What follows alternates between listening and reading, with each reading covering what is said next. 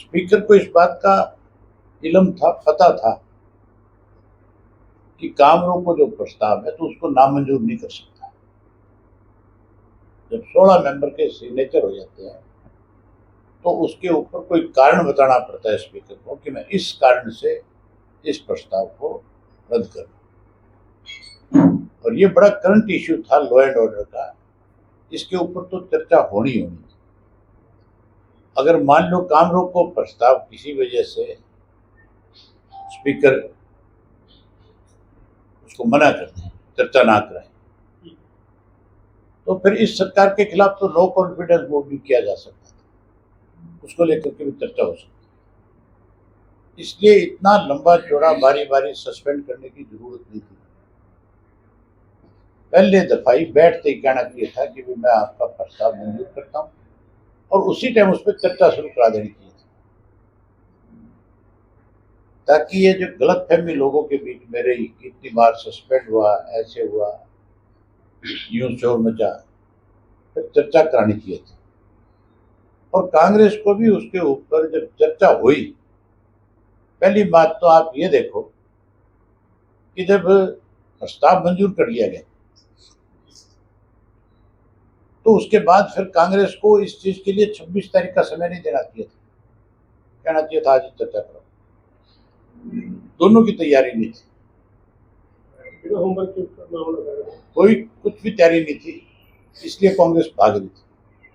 सत्ता पक्ष के पास भी कोई ऐसा सॉलिड जवाब नहीं था जिससे वो कांग्रेस को कह सके कि कानून व्यवस्था में हमने अब तक ये किया। बड़ी हैरानी की बात है, एक ही चीज में मैं इसको आपको सारा बता दूंगा। जब ये कहा गया ढांडा की तरफ से, जो मिनिस्टर है पार्लियामेंट अफेयर मिनिस्टर, उसने एक उदाहरण दिया कानून व्यवस्था की पॉपुलेशन बढ़ गई, इस 11 साल में पॉपुलेशन बढ़ी है।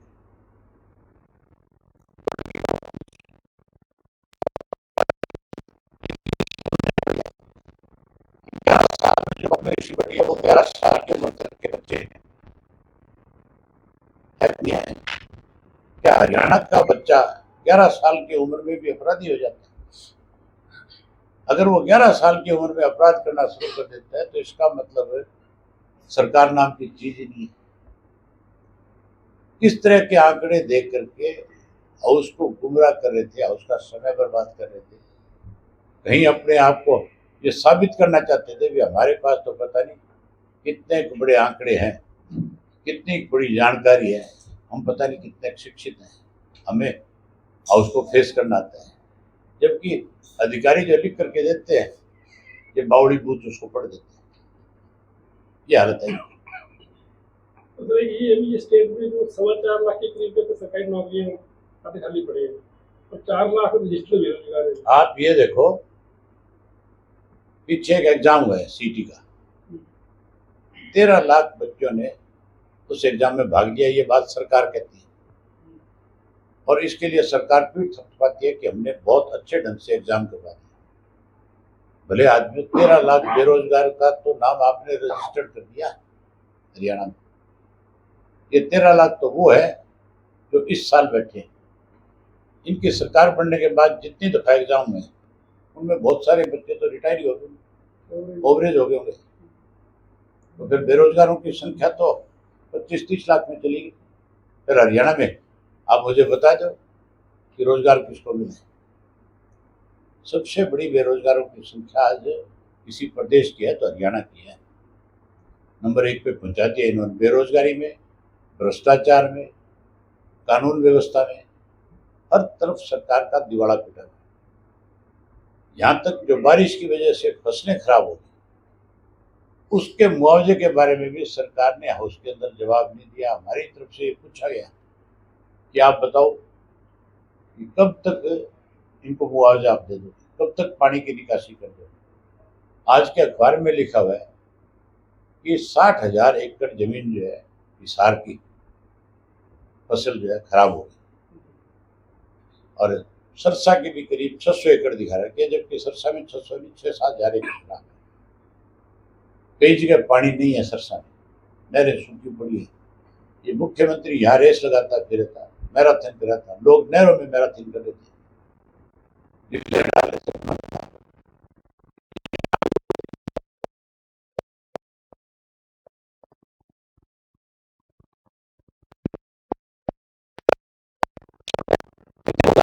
में नशे की वजह से नौजवान पे बहुत सारे घरों के ताले लगे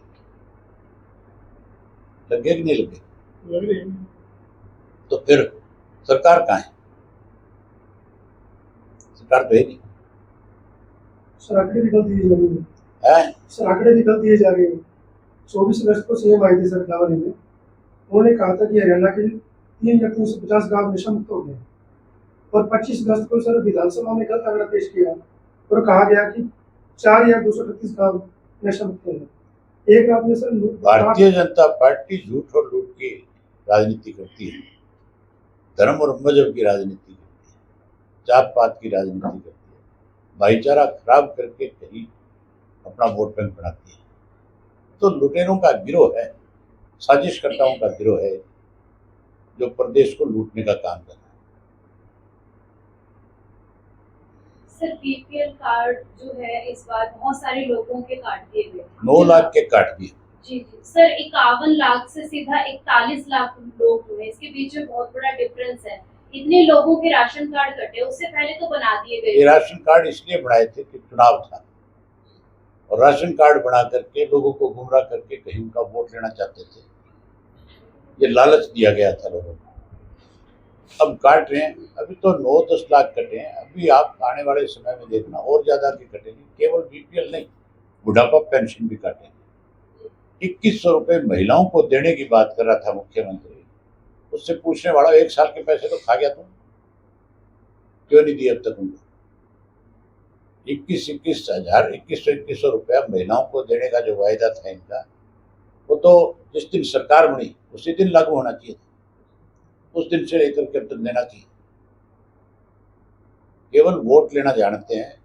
तुम्हें गैस का सिलेंडर 500 का देने की बात करते थे, महंगा हो गया, नहीं हो गया पहले से। इनका मैनिफेस्टो अगर आप देखोगे तो इन्होंने कोरी झूठ बोली है। सर रोहतक के कार्यक्रम के बारे में बता दीजिए। आपको निमंत्रण है, आपने आना है जरूर, ठीक है। डबाड़ी के सब कार्यकर्ता, अपने पत्रकार साथियों को निमंत्रण है, आप जरूर आना, क्योंकि आप तो जो जिला की धरती हो,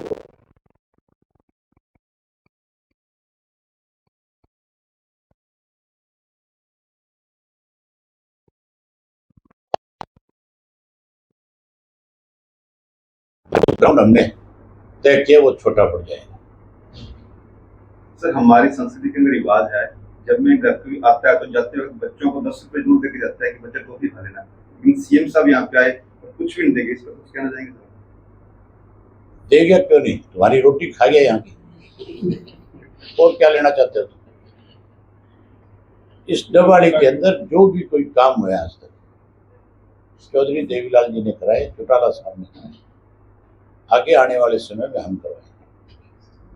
डबली को जिला बनाने को लेकर जब भी इलेक्शन आते हैं, सभी भाजपा का भी ये मुद्दा था। हमारे एमएलए ने, आदित्य ने, अब की बार डबाड़ी का पक्ष बहुत जोरदार तरीके से विधानसभा में रखा और बताया कि हम सारे मापदंड पूरे करते हैं, लेकिन हम इस सरकार से उम्मीद नहीं करते कि जिला बनाएंगे।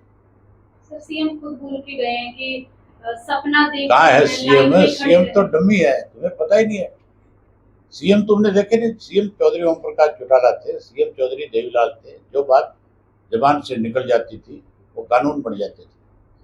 अब तो सीएम को पटवारी नहीं पूछता। कहाँ है सीएम?